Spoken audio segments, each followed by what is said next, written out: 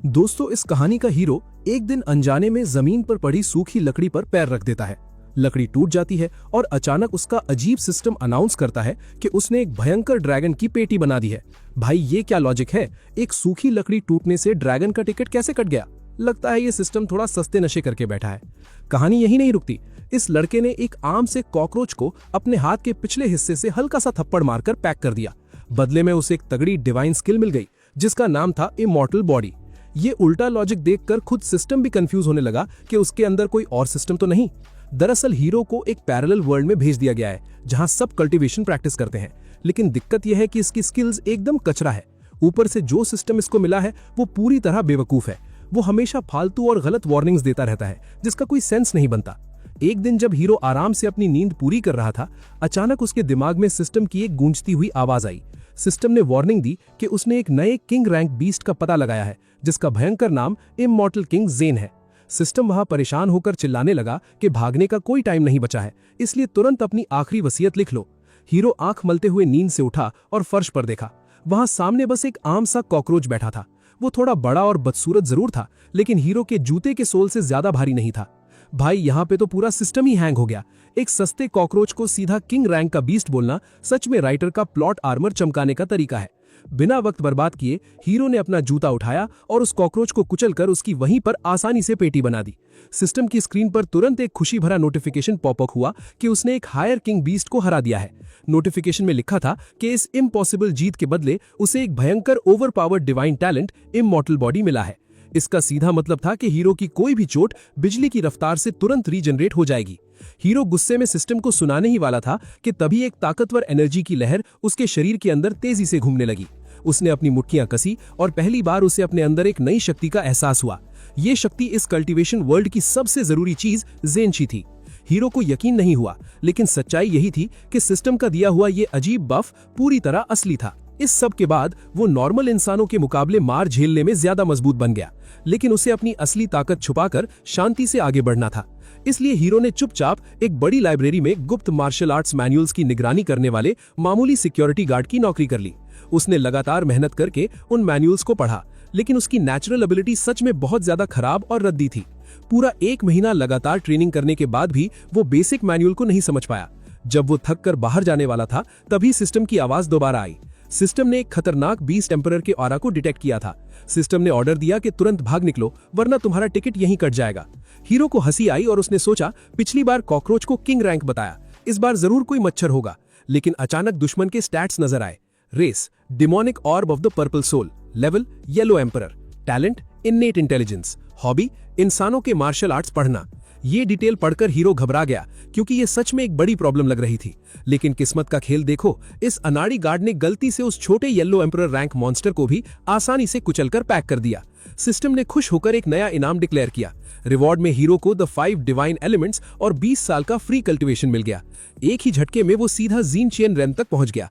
पूरी जियांगसू शहर में लोग कहते थे कि वहां मुश्किल से 3 लोग ही ज़ीनचियन रेन तक पहुंच पाए थे।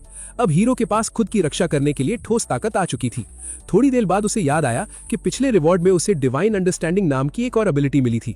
जैसे ही उसने इसे सोचा, लाइब्रेरी ने पढ़े सारे मार्शल आर्ट्स का ज्ञान उसके दिमाग में तेजी से वापस आने लगा। The art of the sword of the light breeze हो या मार्च ऑफ द 7 स्टार्स, हर टेक्निक उसने परफेक्ट तरीके से मास्टर कर ली थी। ये गजब का चीट कोड एक इल्यूमिनेशन स्पेस की तरह काम करता था, जहां वो इंस्टेंटली सब कुछ सीख लेता था। इसके बाद उसके दिमाग में एक तगड़ा आइडिया आया। उसने खुद की एक मार्शल आर्ट्स टेक्निक बनाने का फैसला किया। वो लाइब्रेरी वापस गया और तलवारबाजी के मैनुअल्स पर फोकस करने लगा। कुछ ही दिनों की मेहनत के बाद उसने 10 कठिन स्वॉर्ड टेक्निक्स को मास्टर कर लिया। हजारों रेपिटेशंस के बाद वो एक आर्ट ऑफ द एक्सटेंटियन स्वॉर्ड बन गई। अपनी नई ताकत को टेस्ट करने के लिए वो बाहरी सुनसान इलाके में गया। दिमाग में एक छोटा विचार आते ही एक जबरदस्त इंटेंशन हवा में लहराने लगी। उसके हाथ की तलवार अचानक 10 मीटर लंबी रोशनी की ब्लेड में बदल गई। उसने इतनी तेजी से हवा चीरी कि एक पल में पहाड़ की चोटी कटकर 2 टुकड़ों में टूट गई। इस ओवरपावर्ड टेक्निक का उसने नाम रखा a sword to open the doors of heaven. पहाड़ का वहां बिना बात ही टिकट कट गया, लेकिन उसने अचानक अपनी स्पाइन के पीछे एक खतरनाक ऑरा महसूस किया। उसने फटाफट अपनी नई मार्च ऑफ द 7 स्टार्स एबिलिटी को एक्टिवेट किया और फील्ड से भाग निकला। अगले कुछ दिनों तक उसने लाइब्रेरी में आर्म ड्यूटी करना जारी रखा। प्रॉब्लम यह थी कि वो पहाड़ वाली इंसिडेंट की स्टोरी पूरे शहर में तेजी से वायरल हो चुकी थी। शियांग हे शहर में सिर्फ उसी अनजान स्वॉर्ड्समैन की चर्चा चल रही थी। हर इंसान उस मास्टर की ताकत से हैरान था और सोच रहा था कि वो ओवर पावर्ड हीरो आखिर कौन है। हमारे हीरो ने इन सब से बचने के लिए लाइब्रेरी को कुछ और वक्त तक भूलने का बड़ा फैसला किया। पर अचानक एक जवान लड़की के वहां आने से एक नई बड़ी अपॉर्चुनिटी प्रकट हुई। सिस्टम में जोर से अलर्ट बजा कि वहां एम्प्रेस की प्रेजेंस डिटेक्ट हुई है। सिस्टम रोते हुए बोला कि वहीं रुको, तुरंत घुटने टेक दो और बिना कोई देरी के उसकी शिष्या बन जाओ। भाई ये क्या लॉजिक है? एक गॉड लेवल मास्टर अचानक एक मामूली लगने वाली बच्ची के आगे घुटने टेक दे। लगता है राइटर ने यहाँ कुछ ज्यादा ही सोच लिया है। हीरो ने उस भोली लियू रुआन की तरफ देखा जो 18 साल की लग रही थी और पूरी तरह खोई हुई थी। एक महान एम्प्रेस को इस तरह इतनी बेचारी नहीं लगना चाहिए था। उसे तो बिल्कुल कोल्ड और इनएक्सेसिबल ब्यूटी होना चाहिए था, जिसके पास आम लोगों का जाना नामुमकिन हो। जब हीरो सोच में डूबा था तभी सिस्टम की डेटा विंडो पॉपअप हुई। वहां साफ नाम लिखा था, लियू रुआन, लॉन्गेविटी 500 साल, उम्र 18 साल और सपोर्ट लेवल पूरी तरह मैक्स होने वाली थी। ये कोई बकवास नहीं बल्कि सिस्टम के दिए सच्चे स्टैट्स थे। बिना एक सेकंड गवाए हीरो तुरंत उस लड़की को अप्रोच करने आगे बढ़ा। थोड़ी बातचीत के बाद पता चला कि लड़की की उम्र वाकई 18 साल थी। अचानक हीरो के दिमाग की बत्ती जली और एक तगड़ी इल्यूमिनेशन हुई। हीरो आखिरकार इस अजीब सिस्टम का राज पूरी तरह समझ गया। दरअसल ये पगला सिस्टम सिर्फ 500 साल आगे की इवॉल्व वर्जन को ही देखता था। चाहे छोटा कॉकरोच हो या मकड़ी, सब 500 साल बाद खतरनाक कॉम्बैट बीस्ट्स बनने वाले थे। ये सिस्टम वाकई टू स्ट्रॉन्ग था। ये समझने के बाद हीरो को लगा कि उसे इस लड़की से थोड़ी ज्यादा इज्जत से बात करनी चाहिए। लेकिन फिलहाल ये लियू रुआन सिर्फ लेवल 8 की एक बेहद कमजोर लड़की थी। उसके मुकाबले में हमारा हीरो बहुत ज्यादा पावरफुल और अनुभवी था। अगर हीरो खुद उसके सामने शिष्या बनने की भीख मांगेगा तो वो डेफिनेटली उसे एक बुढ़ा और मलिशियस पर्वर्ट समझेगी। यहाँ पे तो पूरा सिस्टम ही हैंग हो गया है। कैसा सिस्टम है जो हीरो की ऐसी बुरी बेइज्जती करवा रहा है? दूसरी तरफ हीरो उस तगड़े बॉस वाले महान रिवॉर्ड को कभी भी हाथ से जाने नहीं दे सकता था। इसलिए उसने चुपचाप उस लड़की का पीछा करना शुरू किया। वो ऐसी बेहतरीन अपॉर्चुनिटी की तलाश में था जहां वो बिना शक के अपना असर डाल सके।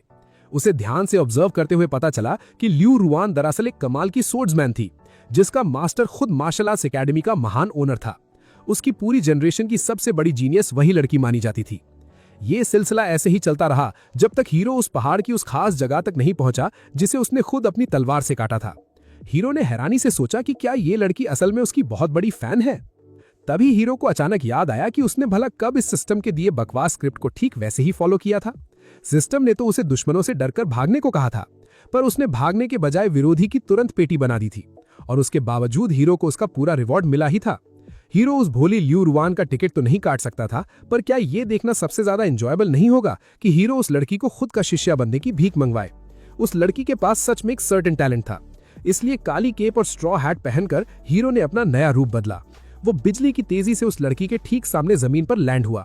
अब वक्त था कि उसको डर से शिवर करवाया जाए। हीरो के पिछले स्वॉर्ड ब्लो की रेजिडुअल ऑरा हवा में अभी तक रेजोनेटिंग कर रही थी।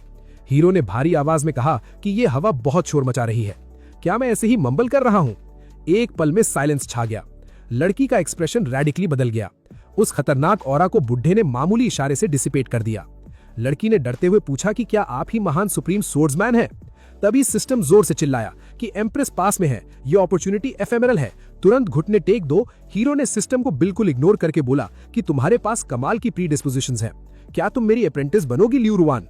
ये शब्द सुनते ही लड़की खुशी से उछल पड़ी। क्या आसमान से गिरी ये सैक्रेड अपॉर्चुनिटी सच में रियल थी? जिस महान मास्टर के वो दिन रात सपने देखती थी, वो आज खुद उसे अपनी डिसाइपल बनाना चाहता था। बिना एक सेकंड सोचे उसने हीरो के ठीक सामने जमीन पर अपना सर झुकाकर प्रोस्ट्रेट किया। जमीन पर सर पटकते हुए डोंग डोंग डोंग की आवाज आई। 3 बार जोर से सर झुकाने के बाद ऐसा लगा जैसे सिस्टम पूरी तरह फेल हो गया हो। 1 सेकंड बीत जाने के बाद आखिरकार नोटिफिकेशन प्रकट हुआ। सिस्टम ने हैरान होकर कहा कि महान एम्प्रेस ने तुम्हारे आगे घुटने टेक दिए हैं। तुम सच में एक मॉन्स्टर हो। हाईएस्ट टाइटल के लिए तुमको बधाई। इनाम में हीरो को डिवाइन जिवेई sword, anti empathetic ground level displacement technique, the महान आर्ट ऑफ द स्वॉर्ड और 50 साल का कल्टीवेशन पावर मिला। हीरो ने लड़की को चेतावनी दी कि आज जो हुआ उसे कभी बाहर डिस्क्लोज नहीं किया जाए।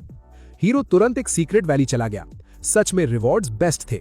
जैसे ही हीरो ने मयान से चमकती डिवाइन जिवेई स्वॉर्ड निकाली, पूरा यूनिवर्स कांप उठा। उस स्वॉर्ड का क्रिस्टलीन सॉन्ग और डिवाइन बर्स्ट आसमान को पिघला रहा था। इस ऊर्जा ने शहर के सभी गार्ड्स को अलर्ट कर दिया। हीरो ने 50 साल की ताकत को एसिमिलेट करना शुरू किया। एक डेंस की ने विशाल व्हर्लविंड का आकार ले लिया। उसकी कल्टीवेशन ज़ियांतियन रेल्म के टॉप लेवल पर पहुंच गई। आखिरकार वही सुप्रीम टेक्निक मिली, the art of the sword that cuts through the skies. बाहर खड़ी लोगों की विशाल भीड़ और एक्सपर्ट्स स्वॉर्ड की भयंकर प्रेशर से डर गए। अंदर हीरो ने वही आसमान चीरने वाली तलवार को मास्टर करके खुद को हमेशा के लिए पूरी तरह एनोनिमस ही रखा। हमारे हीरो ने एक लंबी सांस छोड़ी। आसमान को चीरने वाली स्वॉर्ड आर्ट उसने मास्टर कर ली थी। फिर उसने अपना नाम छुपाकर अनोनिमस रहने का फैसला किया। झुककर सम्मान देने के बाद वो चुपचाप निकल गया। पर इस घटना ने तहलका मचा दिया। ये पहाड़ और घाटी अब वे ऑफ द स्वॉर्ड का अजूबा बन चुके थे। भाई, पहाड़ बीचों बीच काट दोगे तो हेडलाइंस बनेंगी ही ना। लगता है राइटर ने लॉजिक को छुट्टी दे दी है। अगले दिन हीरो लाइब्रेरी पहुंचा। उसने वादा किया कि वो असली शक्ति नहीं दिखाएगा। जैसे ही वो दूसरे फ्लोर पर गया, सिस्टम का अलर्ट बजा। सिस्टम ने बताया कि खतरनाक क्रिम्सन डीमन आ चुका है। सिस्टम चिल्लाया कि वहीं रुक जाओ और भाग जाओ। फिर कंफ्यूज होकर बोला, नहीं नहीं, मेरा मतलब है अपने शिष्य को आगे भेज दो। यहाँ पे पूरा सिस्टम ही हैंग हो गया है। कैसा डरपोक सिस्टम है भाई। हीरो सोचने लगा कि मॉन्स्टर जल्दी स्पॉन हो रहे हैं। उसे रिवॉर्ड की परवाह नहीं थी, क्योंकि मिशन बहुत मुश्किल था। मैदाने जंग में मार्शल आर्ट्स एकेडमी के डायरेक्टर ने स्वॉर्ड ड्राइंग आर्ट का छोटा वर्जन दानव पर चला दिया। बदकिस्मती से वो विशाल दानव 3 मास्टर्स के हमले से कमजोर नहीं पड़ा। भयंकर चीख निकालते हुए क्रिम्सन डीमन का जहर हर तरफ फैल गया। जो गार्ड्स खून के संपर्क में आए, उनकी तुरंत पेटी बना दी गई। डायरेक्टर और बाकी 2 मास्टर्स भी जख्मी होकर गिर गए। ठीक उसी वक्त झील के ऊपर से एक परछाई गुजरी, जिसकी तलवार आसमान खोलने की ताकत रखती थी। हीरो ने देखा और सोचा कि उसकी स्टूडेंट लियू रुयांग तारीफ के काबिल है। इस हमले ने शुइजी दानव के सीने में घाव किया, पर इस चक्कर में लियू रुयांग की वाइटल एनर्जी खत्म हो गई। उसकी तलवार टूटकर चकनाचूर हो गई। जब दानव उसकी तरफ बढ़ा तो लियू रुयांग के पास बचने की ताकत नहीं थी। हीरो ने सांस ली, क्योंकि अब उसकी ज़ैंग हाई यानी गॉड ऑफ द स्वॉर्ड वाली आइडेंटिटी राज नहीं रहेगी। हीरो ने हाथ उठाया और बोला कि स्वॉर्ड की ऑरा 30,000 मीलों तक फैल जाए। उसकी अकेली आत्मा 19 प्रांतों को जमा देने के लिए काफी थी। उसने आदेश दिया, स्वॉर्ड मेरे पास आओ। भाई, क्या ओवर ड्रामेटिक डायलॉगबाजी है। सीधा अटैक करता, पर पहले कविता सुनानी जरूरी है। हीरो के इस रूप ने बीच बचाव किया। शुइजी दानव स्वॉर्ड की ऑरा से दब गया और डर के मारे सुन्न पड़ गया। उस डिवाइन स्वॉर्ड ने दानव के शरीर को चीर दिया और उसका लाल ढांचा झील के पानी के साथ फट गया, यानी उसका परमानेंट टिकट कट गया। मॉन्स्टर की आखिरी नजर पूछ रही थी कि नया बॉस कौन है। तभी सिस्टम ने बोला कि झील और गॉड लेवल स्वॉर्ड ने युआंची दानव को पूरी तरह पैक कर दिया है। इनाम में हीरो को अल्टीमेट डिवाइन टेक्निक मिली। उसे art of the crimson God के साथ 20 साल का एक्स्ट्रा कल्टीवेशन एक बफ के रूप में मिल गया। अटेंशन से बचने के लिए हीरो शहर के सूने इलाके की तरफ भाग गया। वहां उसने 20 साल के कल्टीवेशन को अपने अंदर शामिल कर लिया। उसका लेवल अब तुरंत नए मुकाम पर पहुंच गया। इस शक्ति को महसूस करके हीरो समझ गया कि पुराने मास्टर्स की इज्जत ऐसे ही नहीं थी। ये art of the crimson God उसे बहुत पसंद आई। इस तकनीक से वो अपना क्लोन बना सकता था, जिसे son of the crimson God कहा जाता। इसका मतलब था कि अब हीरो एक वक्त पर कई नौकरियां कर सकता था। उसकी सैलरी बढ़ जाएगी। भाई साहब, बंदे को गॉड लेवल पावर मिली है और ये नौकरी कैलकुलेट कर रहा है। ये खबर तेजी से अधिकारियों तक पहुंच गई कि एक अकेले शख्स ने क्रिम्सन डीमन की पेटी बना दी है। टेंशन ये थी कि शंघाई के 3 एक्सपर्ट्स उस कीड़े के हाथों पैक होने वाले थे, इसलिए उन्होंने छानबीन के लिए इंस्पेक्शन टीम भेज दी। इन घटनाओं के बाद भी हीरो ने लाइब्रेरी में अपना सिक्योरिटी गार्ड वाला काम जारी रखा। वो लाइब्रेरी ज्ञान की सच्ची खान थी। जैसे जैसे उसने मैनुअल्स पढ़कर मेंटली बसाया, उसकी हेवनली डोर खोलने वाली स्वॉर्ड आर्ट परफेक्ट होने लगी। अब वो अल्टीमेट मास्टर लेवल टेक्निक बन चुकी थी। हीरो सोचने लगा कि उसकी मौजूदा ताकत इतनी बढ़ चुकी थी कि पूरे प्रोविंस में उसके टक्कर का कोई नहीं था। वो एक शांत जिंदगी बता रहा था। पर एक शाम जब वो घर लौट रहा था, चलते चलते उसकी आंख लग गई। अरे भैया, चलते चलते कौन सो जाता है? ये तो प्लॉट आर्मर की हदें पार कर गया। जब नींद खुली तो नई मुसीबत घर में इंतजार कर रही थी। हीरो शहर के किनारे पुराने रेजिडेंशियल बिल्डिंग में रहता था। जब वो 6ठे फ्लोर की तरफ अंधेरे कॉरिडोर से चढ़ रहा था, अचानक डरावनी भूतनी जैसी आकृति प्रकट हुई। वो एक आत्मा जैसी औरत थी, जिसने सफेद उड़ती ड्रेस पहनी थी और लंबे बालों ने चेहरे को ढक रखा था। हल्की रोशनी में परछाई देखकर कोई भी सोचता कि ये नरक में आ गया है। बड़े से बड़ा हिम्मती इंसान भी नजारा देखकर मान लेता कि ये नॉर्मल बात नहीं है। जैसे ही हीरो इस कश्मकश में फंसा था कि भागना चाहिए या हमला, ठीक उसी वक्त दिमाग में सिस्टम का अलर्ट बजा। सिस्टम ने चेतावनी दी कि सामने एक खतरनाक स्पिरिचुअल बीस्ट है, जो असल में एक 9 टेल्ड फॉक्स थी।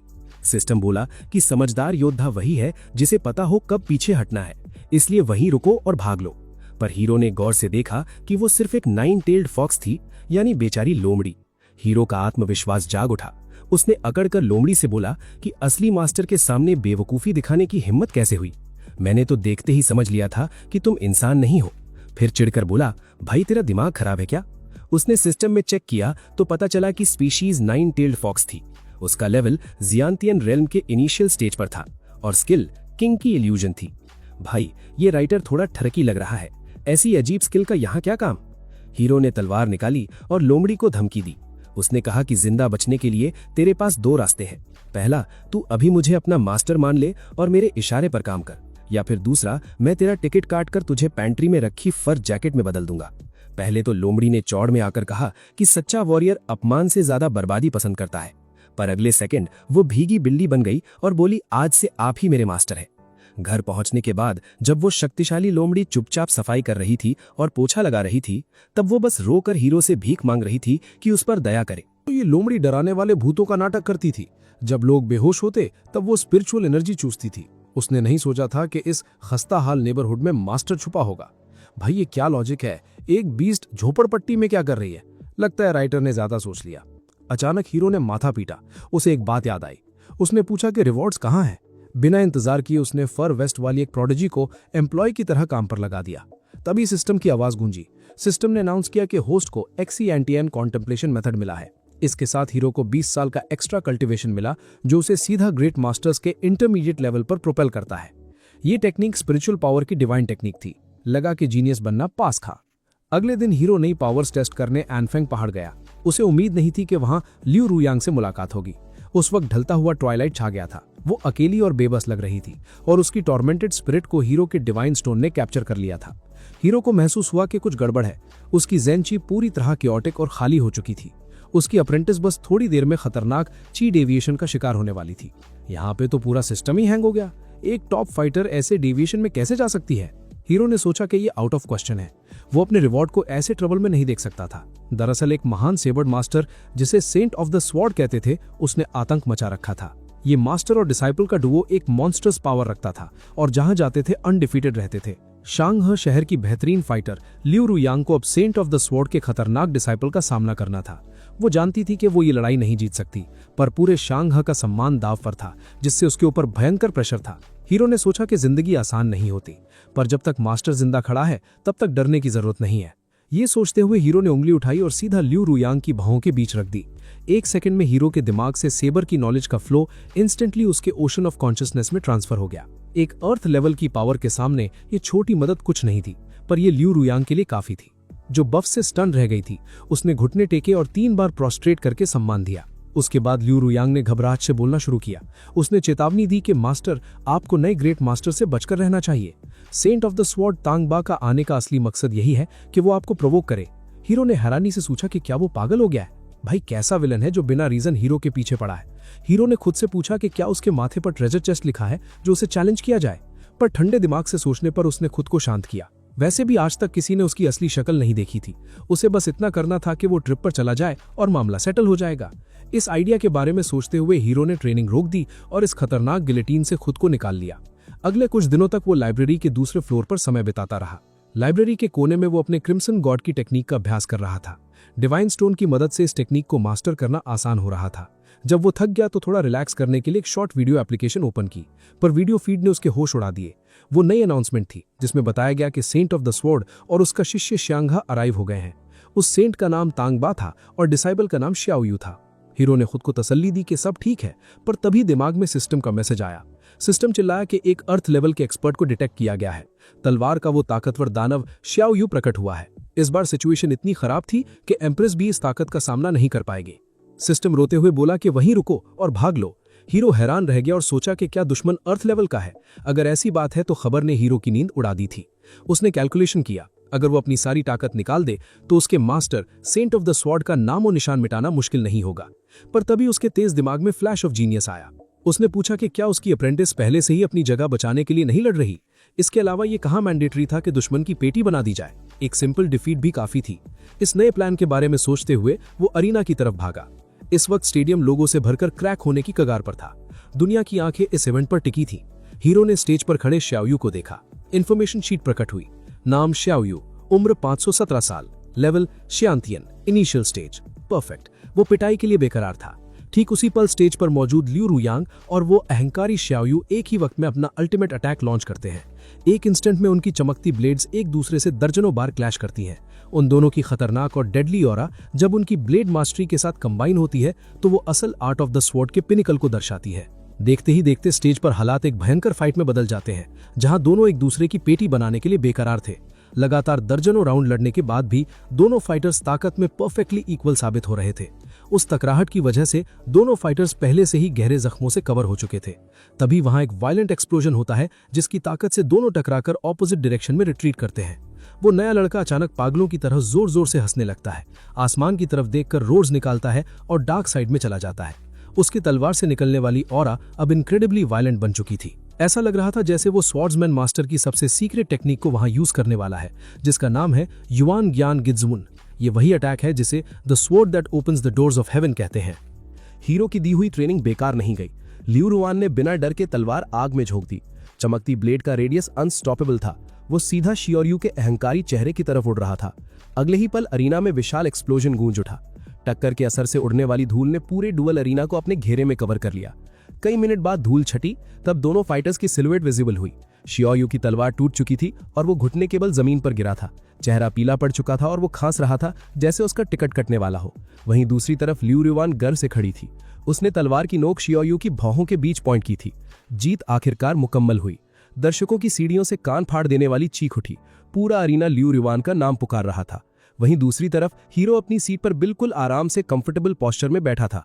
उसे ज्यादा सोचने की जरूरत नहीं पड़ी। पता था कि बेवकूफ सिस्टम डर के मारे हैंग हो गया होगा। काफी देर बाद नोटिफिकेशंस की आवाज आई। सिस्टम ने अनाउंस किया कि होस्ट ने बिना पर्सनली इंटरवीन किए डिजिंग किंगडम्स के डीमन ऑफ द स्वॉर्ड को हरा दिया। सिस्टम बोला कि वहां लोग ज्यादा थे, इसलिए वो प्रोस्ट्रेट नहीं कर पाया। इनाम में सिस्टम ने हीरो को 100 साल का कल्टीवेशन दिया, जिससे वो डायरेक्ट ग्रैंड मास्टर किंगडम के टॉप लेवल पर पहुंच गया। साथ ही डिवाइन स्टेप्स की इची थियान या टेक्निक और श्वांतियन डांजिंग का वॉल्यूम रिसीव हुआ। हीरो ने सोचा आज बड़ी डील क्रैक कर ली। अपना लक्ष्य पूरा करके उसने देरी नहीं की। उसने रिवॉर्ड्स को असिमुलेट करने के लिए आइसोलेटेड जगह ढूंढी। 1 महीने में हीरो इनिशियल स्टेट से सीधा ग्रैंड मास्टर किंगडम के टॉप लेवल पर पहुंच गया। पर जब उसने डिजिंग किंगडम्स के खतरनाक मॉन्स्टर्स के बारे में सोचा तो लगा कि कल्टीवेशन का रास्ता लंबा और ऑब्स्टिकल से भरा है। लेकिन जिस चीज ने सबसे ज्यादा इंट्रीग किया वो था श्वांतियन डांजिंग का वॉल्यूम। इस पैरेलल वर्ल्ड में एल्केमिस्ट्स किसी 5 टांग वाली भेड़ जितने रेयर थे। हीरो ने दिमाग लगाया कि अगर वो रेयर एल्केमी स्किल को स्पेस ऑफ अवेकनिंग के साथ कंबाइन कर ले तो पावर एक्सप्लोड होकर आसमान छू लेगी। अगले दिनों तक हीरो ने स्पेस ऑफ अवेकनिंग के अंदर घुसकर एल्केमी सीखने पर फोकस किया, पर यह बड़ा सिरदर्द था। जब हीरो फ्रेश हर्ब्स तोड़ने का सोच रहा था, फोन पर लाइव ब्रॉडकास्ट की नोटिफिकेशन आई। वीडियो में बता रहे थे कि प्रेरीज का स्वॉर्ड्समैन मास्टर टांग बा अनफेंग पहाड़ पर जैंग हाई को चैलेंज कर रहा है।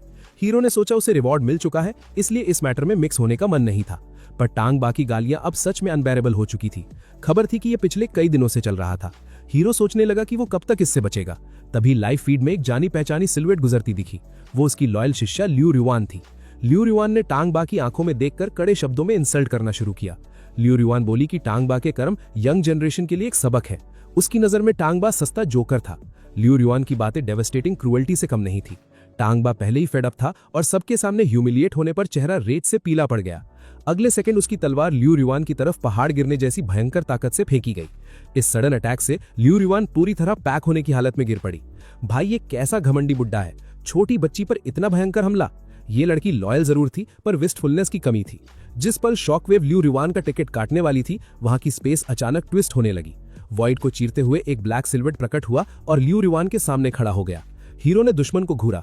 इस पुराने डेब्रेस ने हीरो के रिसोर्स सोर्स की पेट्टी बनाने की हिम्मत कैसे की? बुढ़े ने आज अपना डेथ वारंट खुद साइन कर लिया। टांग बा की नजरें हीरो पर पड़ी। आंखें इंसेन और आर्डर वाली फाइट के लिए जलने लगी। दोनों की ब्लेड्स के क्लैश की वजह से मौसम में खतरनाक मीटियोरोलॉजिकल अनोमली ट्रिगर हो गई। एक पियर्सिंग रंबल पैदा हुआ। ब्राइट लाइट में नहाई डिवाइन तलवार हीरो के मजबूत हाथ में प्रकट हुई। हीरो जल्दी में था, तय किया मैटर खत्म करने के लिए एक ब्लो काफी होगा। उसने घुटनों को सेमी क्रॉलिंग पोजीशन में तेजी से बेंड किया। वो साइड घुमा, ताकत एक्यूमुलेट की और जिवई तलवार की गार्ड पे हाथ रखा। अचानक हीरो ने खतरनाक अटैक स्काई ब्रेकिंग डिसएंगेजमेंट हवा में छोड़ दिया।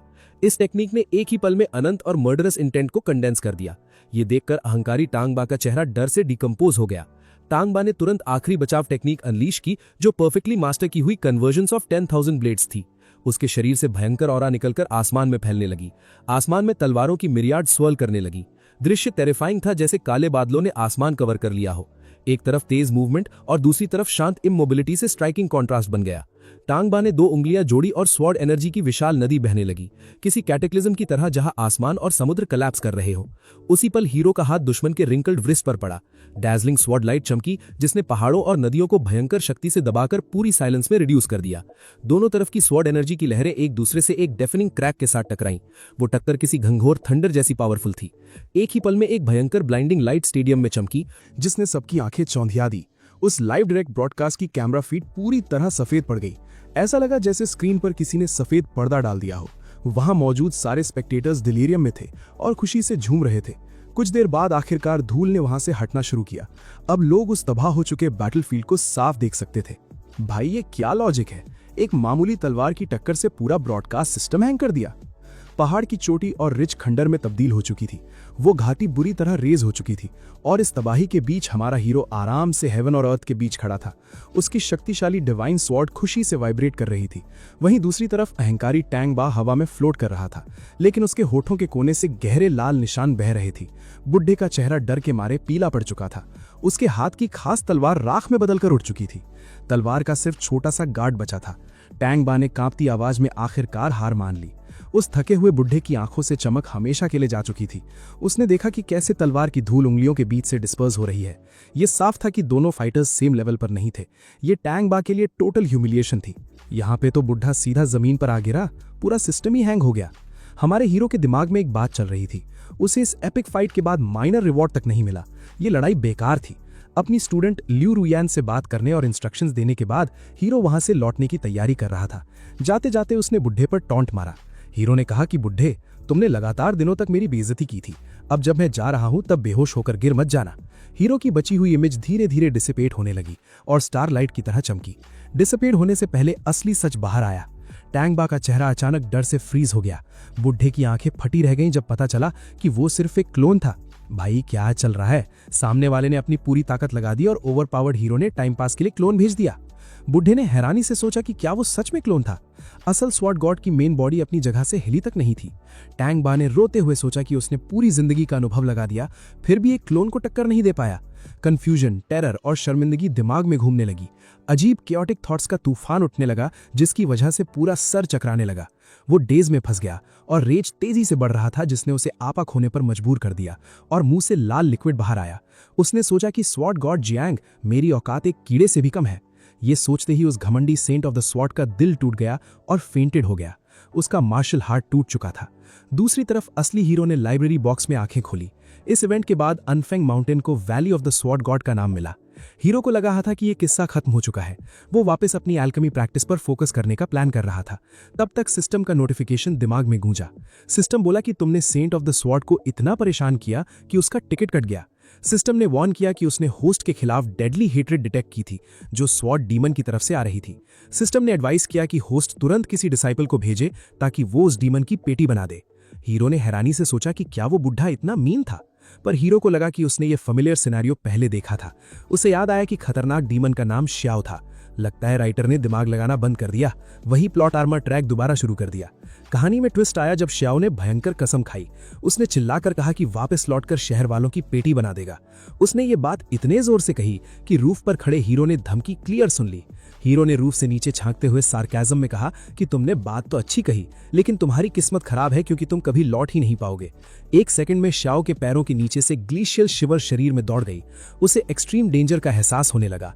उसका सर्वाइवल इंस्टिंक्ट मैदान पर एक्सप्लोड हो गया, लेकिन बचने का चांस नहीं था। एक भयंकर ग्लेशियल स्वॉर्ड की औरात ठंडी हवा की तरह उसके चेहरे से टकराई और गला काटकर पेटी बना दी। वो लड़का जो आगे चलकर बड़ा डीमन बनने वाला था, उसकी वहीं सैड एंडिंग हो गई। भाई, कैसा अजीब हीरो है। विलन को बड़ा होने का मौका भी नहीं दिया, पहले ही सिस्टम हैंग कर दिया। तभी सिस्टम ने अनाउंस किया कि होस्ट ने दुश्मन का इंस्टेंटेनियस एलिमिनेशन कर दिया है। सिस्टम ने हीरो को सीक्रेट मैन्युफैक्चरिंग मैनुअल और 50 साल का एक्स्ट्रा कल्टीवेशन पावर इनाम में दिया। लेकिन इस वक्त हीरो को सिस्टम की अनाउंसमेंट से कोई लेना देना नहीं था। उसने सिस्टम को इग्नोर कर दिया क्योंकि इन दोनों को ठिकाने लगाना ज्यादा जरूरी था। जैसे ही हीरो ने मरे हुए श्याओ के ठंडे शरीर को टच किया, उसके दाहिने हाथ से प्राइमोर्डियल एनर्जी की पावरफुल फ्लक्चुएशन बाहर निकली। ये देखकर हीरो हैरान रह गया और सोचा कि ये चीज अनएक्सपेक्टेड थी। वो असल में 2 शक्तिशाली स्टेलर स्वॉर्ड्स थीं। हीरो ने गेस किया कि एक स्वॉर्ड उस बच्चे श्याओ की थी और दूसरी उसकी मास्टर की थी। हीरो को हंसी आई जब उसने सोचा कि उस सेंट ने अपनी लंबी लाइफ में असल में कितनी फॉर्चून कलेक्ट की होगी। बिना चाहे ही हीरो के चेहरे पर एक विशाल मुस्कान आ गई जो स्कल तक फैल गई। उसने दुश्मन के दिए आखिरी शानदार तोहफे को देखा और खुशी से सोचा कि इस प्यारे गिफ्ट के लिए शुक्रिया। लूट मचाने में हीरो आगे है, पहले हमला किया और अब सीधा बनकर सामान आराम से जमा कर रहा है। उसने सोचा कि नेचर के इस प्यारे गिफ्ट के लिए शुक्रिया। मैदान में मौजूद ट्रेसेस पूरी तरह क्लीन करने के बाद हीरो ने टैंग बा और शाओ यू के शरीर को पानी के किनारे घसीटा। दिमाग में सिंपल डिवाइन थॉट का इस्तेमाल करके उसने दोनों दुश्मनों को राख में बदलकर उनकी पेटी बना दी। हीरो ने राख से कहा कि तुमको टैंजांग हाई पसंद था तो अब यहीं रहो। भाई, दुश्मन का टिकट काटकर राख को भाषण कौन देता है। घर आने के बाद उसने 50 साल की भयंकर कल्टीवेशन पावर शरीर में एब्जॉर्ब करना शुरू किया। इस शक्ति से कल्टीवेशन सीधा ग्रैंड मास्टर टॉप लेवल पर पहुंची। ये ताकत देखकर 9 टेल्ड फॉक्स हैरान रह गई। फॉक्स दिमाग में सोच रही थी कि क्या ये मॉन्स्ट्रस जीनियस है। इसी दौरान हीरो को वेनरेबल सुप्रीम रैंक की डिटेल मिली। इसे हासिल करने के लिए कल्टीवेटर को लॉज की असली पावर समझना पड़ता था। बिना इसके कोई भी सिर्फ हाफ सुप्रीम ही माना जा सकता था। लेकिन हीरो को जल्दी नहीं थी। उसके पास इस वक्त जो फाइटिंग पावर थी वो इस पैरेलल दुनिया में अपने लॉज बनाने के लिए कंप्लीटली मोर देन एनफ थी। तभी हीरो को दुश्मनों की राख से मिले 2 स्टेलर मार्क्स याद आए। इन्हें ओपन करते ही उसके मुंह से निकला डैम। उन मार्क्स के अंदर बेहतरीन ट्रीट्स और प्रेशियस मेडिसिनल हर्ब्स के विशाल पहाड़ थे। वहां पाथ ऑफ द स्वर्ड के मैनुअल्स का एस्ट्रोनॉमिकल अमाउंट था, जिसमें the return of the 10,000 blades शामिल थी। लगा जैसे मास्टर डिसाइपल दुश्मनी नहीं, सैंटा क्लॉज बनकर गिफ्ट देने आए थे। भाई, पैक होने पर ऐसी लूट मिली जैसे कोई आसान बॉस हो। इन दिनों अपनी फियर्स रिसर्च की बदौलत हीरो ने पाथ ऑफ द एल्केमी के गहरे सीक्रेट्स ब्रेक करना शुरू कर दिया था। लेकिन मैजिकल पिल्स रिफाइन करने के लिए बीस्टियल फायर चाहिए थी। टेरेस्ट्रियल फायर गवर्नमेंट के स्ट्रिक्ट कंट्रोल में थी। हीरो किसी लंबा प्रोसेस में फंसकर बोर नहीं होना चाहता था, इसीलिए फैसला किया कि वो खुद पहाड़ों में आग ढूंढेगा। उसने माउंट दाली की तरफ रास्ता मोड़ दिया। ये माउंटेन रेंज रीजन के सबसे पुराने और खतरनाक फॉरेस्ट्स को संभाले हुए थी। वहां पहुंचते ही चारों तरफ से फिरोशियस बीस्ट्स के दहाड़ने की आवाजें रेजोनेट कर रही थी, लेकिन सामने सिर्फ वीक मेन्यू वाले बीस्ट शो अप हो रहे थे। हमारा हीरो और पेट शाओ बाई यानी मैन एंड बीस्ट का डुओ माउंटेन रेंज के हार्ट की तरफ बढ़ते हुए रास्ते की हर चीज स्वीप करते जा रहे थे। वो तब तक आगे बढ़ते रहे जब तक एक अंधेरी ब्लैक वैली नहीं मिल गई जहां वाइल्ड वुल्फ्स का झुंड कैंपिंग कर रहा था। उन वुल्फ्स का लीडर एक खतरनाक फ्लेमिंग डीमन वुल्फ था जिसका शरीर आग से कवर था। सस्टेनेबल डेवलपमेंट के नाम पर हीरो ने फैसला किया कि वो वुल्फ पर सीधा सर्जिकल स्ट्राइक करेगा। अपनी near horizon displacement technique activate करते ही हीरो 1 सेकंड में डीमन वुल्फ के सामने प्रकट हो गया। इससे पहले कि डीमन वुल्फ रिएक्शन देता, हीरो ने एक झटके में उसका दिल क्रश कर दिया और वुल्फ किंग का हमेशा के लिए टिकट कट गया। उसका पेट तुरंत आगे बढ़ा और बीस्ट की पावर कोर ग्रैब करके सेफली स्प्रेड आउट कर दिया। जब उड़ने वाली धूल जमीन पर सेट हुई तब झुंड को रियलाइज हुआ कि उनका महान लीडर स्टिफ होकर पड़ चुका था। सबसे हैरानी की बात यह थी कि उन वुल्व्स ने हमलावर का चेहरा तक बिल्कुल नहीं देखा था। जब हीरो शिकार करके वापस जाने वाला था तभी अक्यूट स्पिरिचुअल परसेप्शन ने हवा में फेमिलियर फ्लक्चुएशन डिटेक्ट किया। हीरो रुक गया और सोचने लगा कि यहाँ लियू रुआन आखिर क्या कर सकती है। पता चला कि आखिरी फाइट के बाद लड़की को एहसास हुआ कि उसकी स्वॉर्ड टेक्निक में मर्डरस इंटेंट की कमी थी। स्किल इंप्रूव करने के लिए वो अकेले प्रिमिटिव फॉरेस्ट में ट्रेनिंग करने आई थी। उस मोमेंट पर वो लड़की एक टेरिफाइंग माउंटेन टाइगर मॉन्स्टर के खिलाफ फियर्स लड़ाई के बीच फंसी हुई थी। जैसे ही उसने हेवन के गेट्स खोलने वाली तलवार निकालने की कोशिश की, वो मॉन्स्टर अचानक उसकी नजरों से गायब हो गया। 1 सेकंड के फ्रैक्शन में वो टाइगर टेलीपोर्ट होकर उसके बैक पर प्रकट हो गया और उसने अपना पंजा लियू रुआन पर जोरदार तरीके से स्लैप कर दिया। लड़की के लिए सब कुछ ब्लैक हो गया और वो वायलेंटली जमीन पर क्रम्बल होकर बुरी तरह गिर पड़ी। जैसे ही डरावना मॉन्स्टर आगे बढ़कर उसकी पेटी बनाने वाला था, हवा में वायलेट रंग की स्वर्ड ऑरा तेजी से स्प्रिंग अप हुई। उस ऑरा ने सीधा उस टाइगर ऑफ द माउंटेन्स को बीचों बीच पियर्स कर दिया और मॉन्स्टर का ठीक उसी पल परमानेंट टिकट कट गया। हीरो ने सोचा कि पता नहीं ये बेहतरीन किस्मत थी या मजबूरी, लेकिन उसने अपनी रिसोर्स सोर्स की जान बचा ली थी। उसके बाद हीरो ने अनकॉन्शियस पड़ी लियू रुआन को उठाया और उसे ट्रांसपोर्ट करके सड़क के किनारे लिटा दिया। जब हीरो ने कंफर्म किया कि लड़की ओके है, तब उसने खुद को वहां से इक्लिप्स करने का फैसला किया। लेकिन हीरो ने बुरे सपने में भी एक्सपेक्ट नहीं किया था कि उसका ट्रेटर पेट शाओ बाई अचानक बैक में चाकू घोंप देगा। उस गद्दार लोमड़ी ने बेहोश लियू रुआन के पास एक वुडन प्लैंक छोड़ दिया था। उस लकड़ी पर डिस्टिंक्टली हीरो की असली आइडेंटिटी एनग्रेव्ड की हुई थी, जियांग गे, लाइब्रेरी, सिक्योरिटी गार्ड। भाई, यहाँ तो प्लॉट आर्मर फेल हो गया, अपना पेट गद्दार निकला। इससे पहले लड़की जागती, हीरो ने वहां से खुद को स्क्रैच करके फरार हो गया। घर आकर उसने डीमन वुल्फ की बीस्टियल फायर को युआन डेचरने की रिफाइनमेंट टेक्निक से एब्जॉर्ब किया। हीरो ने एल्केमी आउडर निकालकर फ्लेम की इंटेंसिटी कंट्रोल की और मेडिसिनल हर्ब्स ऐड किए। आधे घंटे बाद 3 मैजिकल पिल्स बाहर आईं। हीरो ने एक स्पिरिचुअल कंडेंसेशन पिल अपने पेट शाओ बाई को खिलाई। स्पिरिचुअल एनर्जी से लोमड़ी कन्वल्स करने लगी। अगले दिन लाइब्रेरी जाने पर लियू रुआन पहले से वहां थी। वो हीरो के सामने आई और पूछा कि उसका जियांग गे से क्या कनेक्शन है।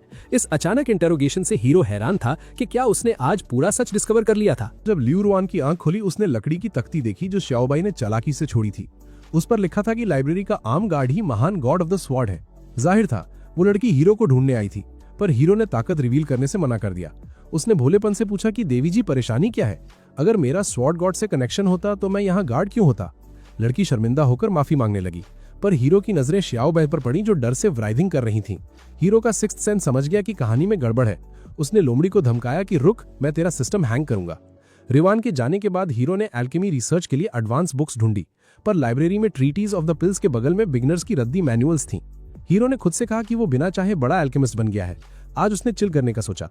काम खत्म करके हीरो मार्केट गया, लेकिन जियांगुई का महान स्वॉर्ड गॉड रास्ते में हमले का शिकार हुआ। जैसे ही वो पतली गली घूमकर निकलने वाला था, आसमान से बिजली जैसी भयंकर स्वॉर्ड ऑरा ने हमला किया। भाई, आम गली में बिजली का अटैक, राइटर को ओवर ड्रामेटिक एक्शन पसंद है। हीरो ने सोचा कि ग्रेट मास्टर के सामने सेबर चलाने की ऑडेसिटी किसने की, पर जिस पल हीरो ने हाथ से ऑरा को डिसिपेट किया, उसे गड़बड़ लगी। अगले सेकंड खतरनाक अटैक के पीछे से लॉयल डिसाइपल लियू रुआन प्रकट हुई। सामने आते ही वो बोली कि वो स्वॉर्ड वॉर्ड की डिसाइपल है और ये मास्टर की निशानी है, मुझे ढूंढने भेजा गया है। हीरो समझ गया कि हाइड एंड सीक बंद करना बेहतर है। नाटक करते हुए बोला कि वो बड़ा भाई और पहला डिसाइपल है। लियू रुआन खुश होकर बोली, मिलकर खुशी हुई। फिर हीरो ने पूछा कि मास्टर ने रास्ता कैसे बताया। जब नजर लकड़ी की प्लेट पर पड़ी तो शक यकीन में बदल गया। उसने तीखी नजर गद्दार लोमड़ी श्याओ बै पर डाली, जो पसीने से भीगी थी। हीरो चिल्लाया, तू मजाक कर रहा है? आज तेरी पेटी बनेगी। लियू रुआन को भेजने के बाद हीरो घर लौट आया। एक झटके में उसने पूरे कमरे को डार्क स्पेस से एंगल्फ कर दिया। उस खतरनाक ऑरा को देखकर श्याओ बै की पैंट गीली हो गई। वो रोटलू हाथ जोड़कर चिल्लाया, मास्टर एक्सप्लेन करने दीजिए। पर हीरो ने उसकी विस्पर्स नहीं सुनी। बिना रहम खाए हीरो ने लोमड़ी की आत्मा पर एक स्पिरिचुअल मार्क जबरदस्ती इंपोज कर दिया। इस बफ के बाद उसकी सारी इंटीमेसी खत्म थी। अब अगर लोमड़ी गद्दारी सोचती तो हीरो को महसूस होती। इस सजा से श्याओ बै जमीन पर बुरी तरह कोलैप्स कर गया। तभी सिस्टम का नया अलर्ट बजा। सिस्टम ने बताया कि 9 टेल स्पिरिचुअल फॉक्स अब कंप्लीटली डिवोटेड हो चुकी है। इनाम के तौर पर हीरो को fragment of the rule of matter मिला। हीरो हैरान था कि जुगाड़ सच में काम करता है। लगता है सिस्टम को फ्री रेवाड़ियां बांटने का बहाना चाहिए। वो फ्रैगमेंट हथेली में प्रकट हुआ। उस टुकड़े से इंटेंस वेव निकल रही थी। इस पीस में डिवाइन इफेक्ट था कि ये मरे हुए को वापस ला सकता था, यानी जिसका टिकट कट गया हो उसे बचा सकता था। टूटी हड्डियां रिपेयर हो सकती थी। हीरो समझ गया कि यही पावर ऑफ द लॉ है। आने वाले दिनों में हीरो का मकसद था कि सिस्टम के अब्यूज को कैसे किया जाए। भाई, हीरो ओवर पावर्ड बनने के लिए चोरी ढूंढ रहा है। ये सिलसिला मस्त चल रहा था जब तक नए कैरेक्टर की एंट्री हुई।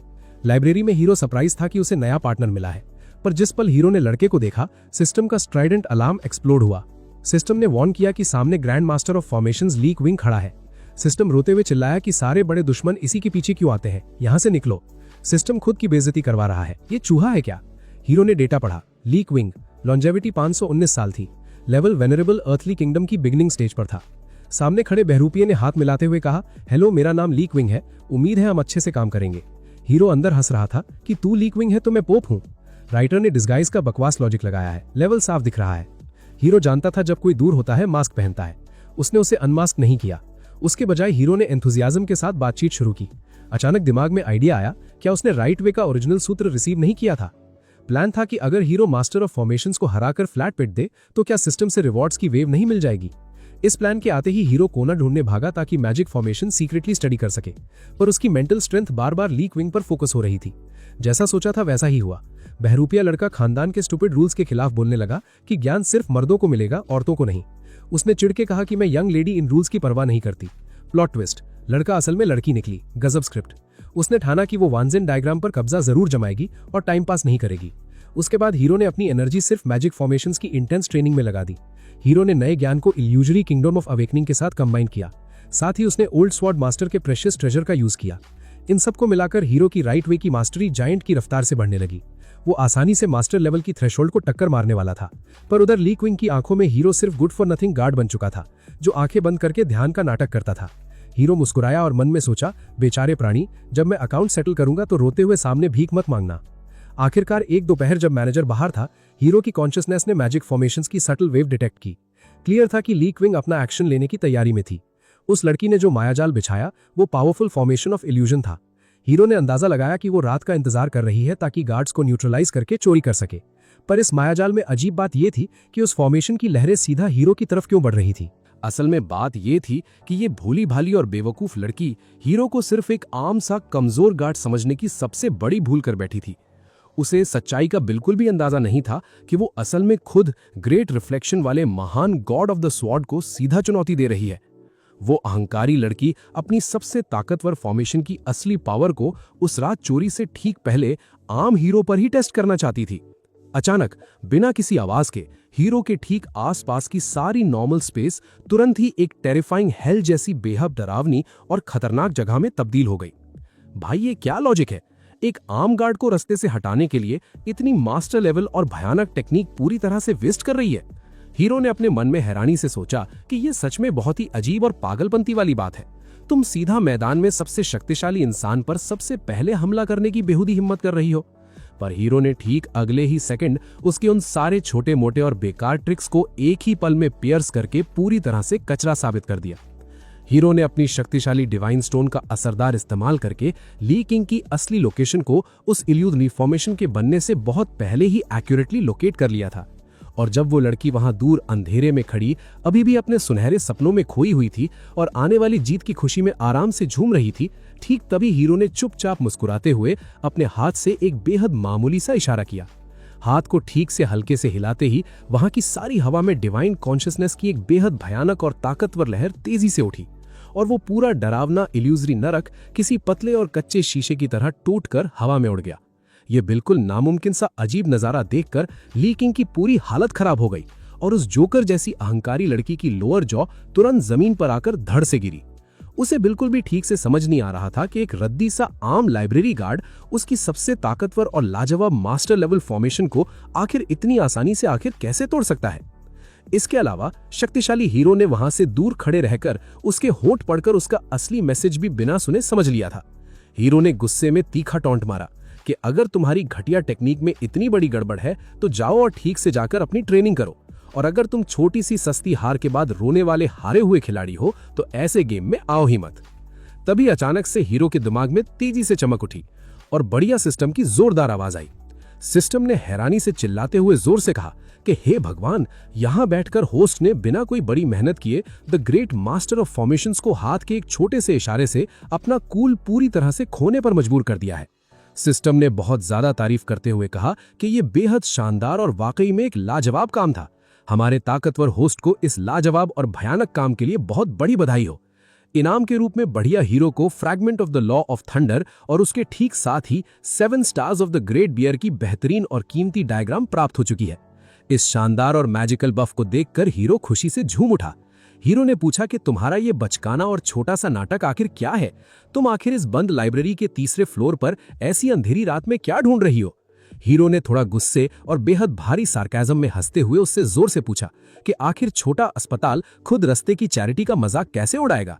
हीरो के इस लगातार चलने वाले मशीन गन जैसे निकलने वाले कठोर सवालों की बारिश के सामने वो घमंडी ली किंग पूरी तरह से हेल्पलेस और बेबस थी। खोखले आम गेम्स और मजाक छोड़कर वो बेचारी लड़की शर्म और डर के मारे एक साथ मिलाकर ठीक 2 शब्द भी नहीं बोल पा रही थी। इससे पहले कि हीरो शांति से बैठकर अपना नाश्ता खाता, गुस्से से भरी हुई अहंकारी ली किंग हवा की तरह तेज उड़ती हुई वहां अचानक पहुंची और ठीक सामने आकर भोली रुयान का हाथ पकड़कर उसे वहां से दूर घसीट ले गई। हीरो ने अपनी चाल चलते हुए आराम से एक ताकतवर स्पिरिचुअल स्टोन का तुरंत इस्तेमाल किया ताकि दूर खड़े होकर भी दोनों की आपस की सीक्रेट बातें ठीक से सुन सके। राज खुला कि ली किंग असल में ल्यू रुयान की खानदान की ही सदस्य थी। उसने रुयान को गुस्से में समझाया कि ये गार्ड अच्छा इंसान नहीं है, इसलिए उससे दूर रहो। ली किंग ने झूठ बोला कि उसकी खुद की शक्तिशाली फॉर्मेशन को हीरो ने इशारे से तोड़ दिया है। ये बातें सुनकर रुयान को लगा कि मास्टर चाहते हैं कि वो इस शांत गार्ड जैसी एल्डर वाली मेंटालिटी रखे। अगले दिन ली किंग ने हीरो को गुस्से में आकर सीधा मौत जैसा चैलेंज दे दिया।